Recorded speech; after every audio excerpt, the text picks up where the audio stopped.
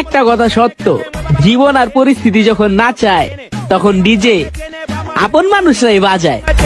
তুমি যেভাবে বাজাচ্ছ এভাবে তো আমার নিজেরই বাজাতে ইচ্ছে করতেছে।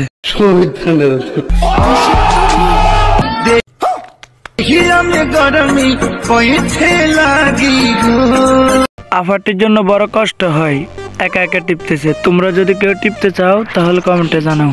বলেন কি পারবি না আমারে সামাল দিতে? তো হে গাইস, দিস ইজ জাহের। তো আজকে টিকটক মারানিকে নিয়ে রোস্ট করব, চলো ভিডিও করে শুরু।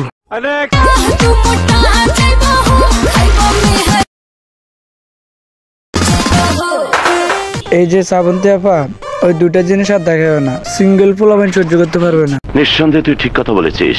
হিসাব বোঝো না, দুধু খা।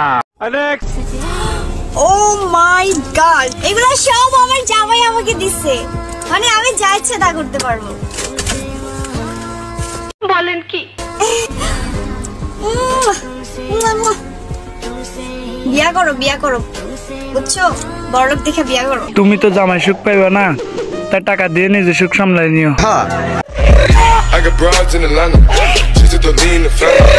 জনে লিখছেন নানি এখন যৌবন ফিরে পাইছে। ও মা গম্মা, আমার যৌবন রসে ভরা।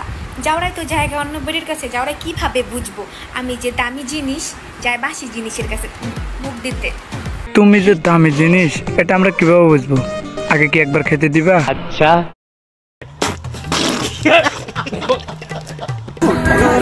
কবি বলেছেন, কবে আমার বাল বলেছেন, আমি কিন্তু এটা হুন পার্কে আসার পম পম টিপো।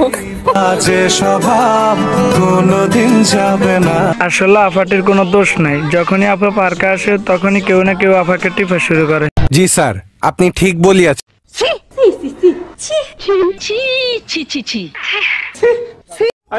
আমার লগে পাট খেতে। কি করবেন ভাইয়া? আপনারটা তো আমার আঙ্গুলের থেকেও ছোট, একটু চেক করে দেখেন। তুমি মনে হয় আগেও পাটকাতে গেছো, না হলে কি করে বুঝো? আমার লগে পাট খেতে। बहलीज पे तेरे दिल की जो रखे है तूने करम,